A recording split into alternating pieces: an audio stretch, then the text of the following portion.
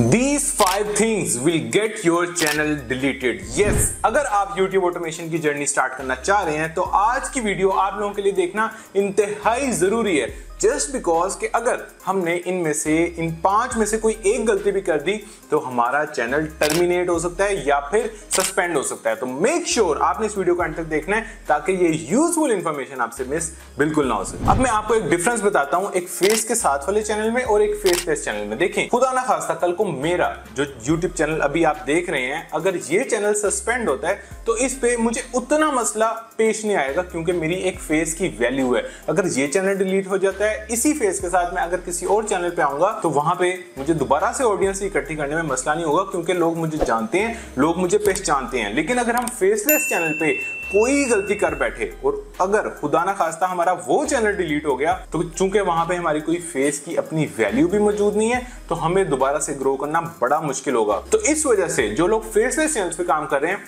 उन्होंने तो ये 5 चीजों को बड़े गौर से सुनना है। नंबर 1 जो सबसे पहली चीज है जिसकी वजह से आपका चैनल डिलीट हो सकता है वो है स्पैम एंड डिसेप्टिव प्रैक्टिसेस। इसका क्या मतलब है? इसका मतलब है कि अपने चैनल पे कुछ भी ऐसा करना जो कि स्पैम की कैटेगरी में आता है या किसी को धोखा देने की कैटेगरी में आता है। फॉर एग्जाम्पल इसके अंदर मल्टीपल चीजें हैं जिनमें से किसी भी एक वजह के साथ हमारा चैनल डिलीट हो सकता है।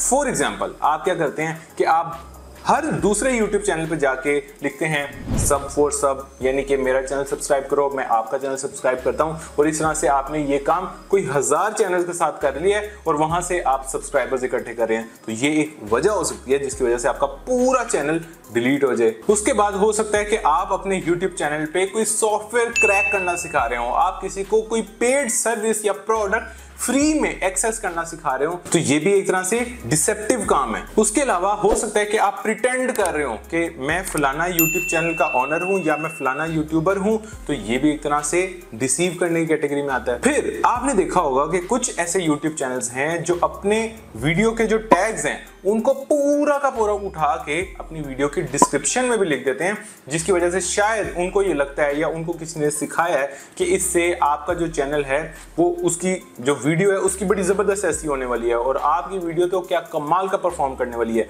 तो YouTube इस तरह के कंटेंट को भी कंसीडर करता है कि ये स्पैमिंग मेटा डाटा है और यूं आपका चैनल डिलीट होने का चांस बढ़ जाता है। यानी इन शॉर्ट किसी भी तरीके से आप अगर स्पैम कर रहे हैं या अगर धोखा दे रहे हैं तो आपका चैनल डिलीट हो जाएगा। ये था नंबर 1 सिनेरियो। उसके बाद जो दूसरी रीजन है कि आपके चैनल के थ्रू किसी ना किसी किस्म का सेंसिटिव कंटेंट पब्लिश हो रहा हो। अब सेंसिटिव कंटेंट किसको कहते हैं? सेंसिटिव कंटेंट कहते हैं कि अगर आपके कंटेंट से कोई न्यूडिटी प्रमोट की जा रही है, कोई सेक्सुअलिटी प्रमोट की जा रही है या आपके कंटेंट से कोई चाइल्ड राइट्स यानी जो बच्चों के राइट्स हैं वो किसी तरह से वोलेट होते हुए नजर आ रहे हैं, तो आपका चैनल टर्मिनेट और सस्पेंड हो सकता है। इवन अगर आपके कंटेंट में किसी भी किस्म का वायलेंस शो हो रहा है, कोई लड़ाई है, कोई झगड़ा है, तो ये भी रीजन बन सकता है कि आपका चैनल फौरी तौर पे टर्मिनेट हो जाए। इसी पॉइंट के अंदर ये चीज भी आती है कि अगर आप अपने कंटेंट के थ्रू किसी भी किस्म का कोई जानवर दिखा रहे हैं, वो जानवर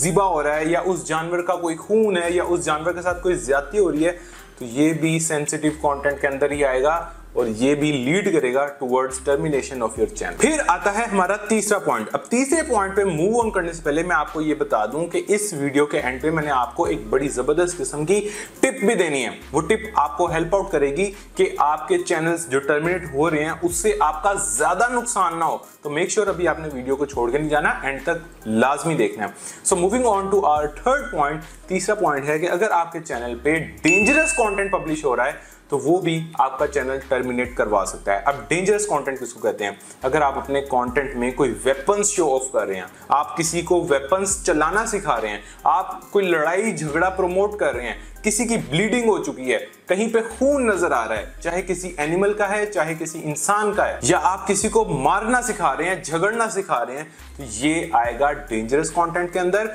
और जैसे ही वीडियो पब्लिश होगी विदाउट एनी नोटिस, YouTube आपकी एक तो वीडियो को तो हटाएगा ही, आपके पूरे चैनल को डिलीट भी कर सकता है। इस कैटेगरी के अंदर हेट स्पीचेस भी आती हैं। अगर आप किसी के खिलाफ लोगों को भड़का रहे हैं, आप उसके खिलाफ बहुत नेगेटिव बोल रहे हैं, हेट स्पीच दे रहे हैं, तो इस तरह से भी आपका चैनल टर्मिनेट होने की पॉसिबिलिटी बहुत ज्यादा है। फिर आता है हमारा फोर्थ पॉइंट, और ये बड़े गौर से आप लोग सुनिएगा कि अगर आपका फॉर एग्जांपल हेल्थ कैटेगरी अंदर चैनल है, अगर आप हेल्थ की टिप्स एंड ट्रिक्स बताते हैं लोगों को, तो आप अगर कुछ भी मिस इंफॉर्मेशन देंगे तो ये आपके चैनल को डिस्ट्रॉय कर सकता है, आपके चैनल को डिलीट करवा सकता है। अगर आपका मेडिकल से रिलेटेड कोई भी पेशा है या आप किसी और कैटेगरी में, अगर आप लोगों को मिसलीड करेंगे ना, जो आपकी वीडियो में मौजूद कंटेंट है वो मिसलीडिंग है, या आपके जो टाइटल्स और थंबनेल्स हैं वो मिसलीडिंग है, तो यहां से भी YouTube आपको कोई नोटिस नहीं भेजेगा, चुपचाप आपका चैनल डिलीट कर देगा। सो आपका चैनल चाहे एजुकेशनल कैटेगरी में है या जिस भी कैटेगरी में है, कोशिश करें कि जो आपका टाइटल और थंबनेल है, एक तो वो रेलिवेंट होना चाहिए, प्लस उसी टाइटल और थंबनेल से रिलेटेड जो आपने इंफॉर्मेशन देनी है, जो आपने कंटेंट प्रोवाइड करना है, वो मिसलीडिंग नहीं होना चाहिए, वो बिल्कुल टू द पॉइंट होना चाहिए और रियलिटी की बेस पे मबनी होना चाहिए। फिर आता है हमारा फिफ्थ पॉइंट। फिफ्थ पॉइंट ये कहता है कि अगर आप मेरे चैनल से कंटेंट उठा के अपने चैनल पे पब्लिश कर देंगे without any editing, without putting your own value, और आपने मेरा पूरे का पूरा क्लिप ही उठा के वहां पे अपलोड कर दिया, तो इससे मैं आपको कॉपीराइट स्ट्राइक भेज सकता हूं कि भाई ये मेरा कंटेंट था, फलाने ने बगैर मेरी परमिशन के, बगैर मेरे लाइसेंस के इसको अपलोड किया है। तो मैं YouTube का एक फीचर यूज करके आपको एक स्ट्राइक भेजूंगा, और आपके पास पूरी जिंदगी में सिर्फ 3 चांसेस होती हैं। अगर आपके चैनल पर पहली स्ट्राइक आ गई, उसके बाद दूसरी आ गई, और जैसे ही तीसरी स्ट्राइक आएगी, वहां से आपका चैनल YouTube एक सर्टेन नोटिस पीरियड देके उसको डिलीट कर देगा। सो जब हम फेसलेस कंटेंट की बात करते हैं तो वहां पे हमारे पास बड़ी लिमिटेड नंबर ऑफ रिसोर्सेज होते हैं जहां से हमने डाटा उठाना होता है, और उसको भी बड़े ट्रांसफॉर्मेटिव वे में एक तरह से उसको यूज करना होता है कि लगे कि ये फलाने का कंटेंट नहीं है, इसमें मेरी इतनी वैल्यू एडिशन है कि ये लगे कि मेरा कंटेंट है। सो आपने जब इस तरह से फेसलेस कंटेंट पे काम करना है तो इसको बड़ा ध्यान से यूज करना है। किसी का कंटेंट अगर YouTube से ही उठा रहे हैं तो उसको 3-4 सेकंड का क्लिप आप उसमें यूज कर लें, इससे ज्यादा हम यूज नहीं कर सकते। प्लस अगर हमें 5-6 YouTube चैनल्स का हमें डाटा उठाना पड़ता है तो उसको भी इतना ट्रांसफॉर्मेटिव वे में यूज करें, उस पर ट्रांजिशंस लगाएं, इफेक्ट्स लगाएं, मोशन ग्राफिक्स ऐड करें, स्टॉक फुटेजेस, स्टॉक इमेजेस उसके साथ ऐड ऑन करें, पीछे से कोई बैकग्राउंड म्यूजिक यूज करें, पॉपअप साउंड यूज करें, उसके अंदर यू कैन यूज PNGs। अगर इतनी हम वैल्यू एडिशन कर रहे हैं तो तब जाके ये वाला मसला आपको नहीं आने वाला। प्लस कोशिश करें कि YouTube की जो फेयर यूज पॉलिसी है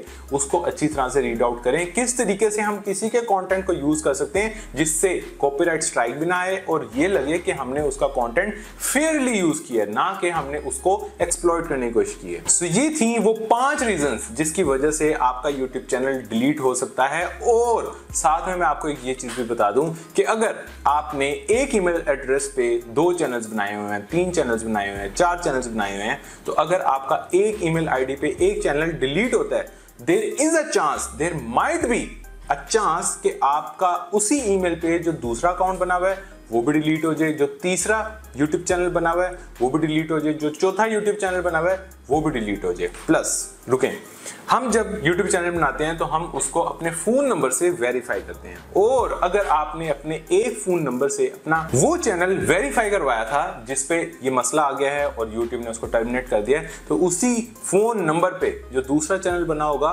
देयर इज अ चांस कि शायद वो भी डिलीट हो जाए। तो बात करने का मकसद ये है कि आप अगर एक फोन नंबर यूज कर रहे हैं तो उससे एक ही YouTube चैनल को वेरीफाई करवाएं। अगर आप एक ईमेल एड्रेस अभी आपने क्रिएट किया है तो उससे कोशिश करें कि एक ही YouTube चैनल क्रिएट करें। अगर हमें दूसरा बनाना पड़ता है, तीसरा बनाना पड़ता है, चौथा बनाना पड़ता है, तो यार विद इन सेकेंड्स आपका एक नया Gmail अकाउंट बन जाता है, आप उस पे अपना नया YouTube चैनल बना लें। जरूरी तो नहीं है कि हमने एक ही फोन नंबर पे और एक ही Gmail आईडी पे अपना पूरा पोर्टफोलियो डेवलप करना है। तो ये थी वो टिप जो मैंने आपको कहा था कि वीडियो के एंड पे दूंगा, और this is extremely important. So that's all for today. अगर आप फेसलेस यूट्यूब चैनल्स के बारे में मजीद सीखना चाहते हैं, YouTube automation business as soon as possible start करना चाहते हैं, तो इसके लिए हमारा एक पेड कोर्स भी मौजूद है जिसकी डिटेल्स आपको डिस्क्रिप्शन में मिलेंगी। इस पे करंटली 50% ऑफ भी चल रहा है, जो कि एक इंतहाई लिमिटेड नंबर ऑफ सीट्स तक महदूद है। जैसे ही वो सीट्स फिल आउट हो जाएंगी, प्राइस इसकी वापस से 100% तक चली जाएगी। सो